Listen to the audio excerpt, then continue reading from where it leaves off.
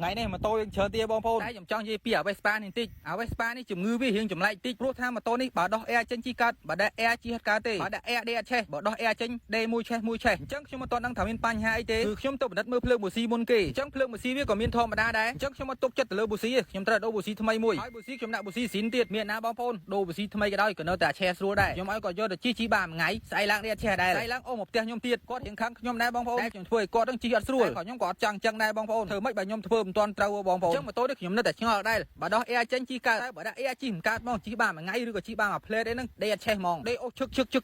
chắc chúng từ đó mới bọc e bê sânรู้แต่ខ្ញុំខ្លាចតែវាស្ទះបកអែបានជាដេកអែទៅដេកអត់ឆេះហើយយើងដាក់អែចេញគឺដេកឆេះអញ្ចឹងទីទៀតខ្ញុំនឹងប្រាប់ថាមានបញ្ហាអ្វីបានជាម៉ូតូនេះដេកអត់ឆេះសោះមានអីបងប្អូនសបកអែវាឡើងសើប្រេងអានេះមិនមែនប្រើអែกระดาษទេប្រើអែប៉ុងយើងព្យាយាមដេកពេកឡើងបឺតព្រេងមកឡើងលើឡើងពេញយកព្រេងមិនសិនមកចាក់ចូលនឹងអញ្ចឹងហើយបងប្អូនណាខ្លះដែលដឹងពីបញ្ហានេះតាមពិតទៅបងប្អូនម៉ូតូនេះមានបញ្ហាទៅលើច្បាប់ប្រេងរបស់វាអត់ចិត្តអញ្ចឹងបានធ្វើឲ្យយើងពិបាកដេកខ្លាំងណាស់ដេកដោះសបកអែចេញគឺដេកឆេះមានន័យថាវាកើសប៉ាប់ហើយទៅកើសប៉ាប់មានញញ៉ៃច្រើនសេរីជូនគាត់មកស្អាតទៅហើយក៏ធានាឲ្យគាត់3ខែដែរម៉ូតូលេចប្រេងទៅអែចេះបងប្អូនជាងយើងខ្លះសង្ស័យតែម៉ូតូអស់កវ៉ាត់តាមពិតមែនទេបងប្អូនប្រយ័ត្នឬរបស់គេហើយអត់ឆេះដែរបងប្អូនអញ្ចឹងម៉ូតូនេះបានរៀបចំរួចរាល់ហើយក៏បានទេឲ្យម្ចាស់គាត់មកយកដែរតែម្ចាស់គាត់មកយកជាងដំប្រកាសជាបានលុយទៀតហើយជាងដំមកលុយដាក់អាចាក់ទៀតដែរបងប្អូន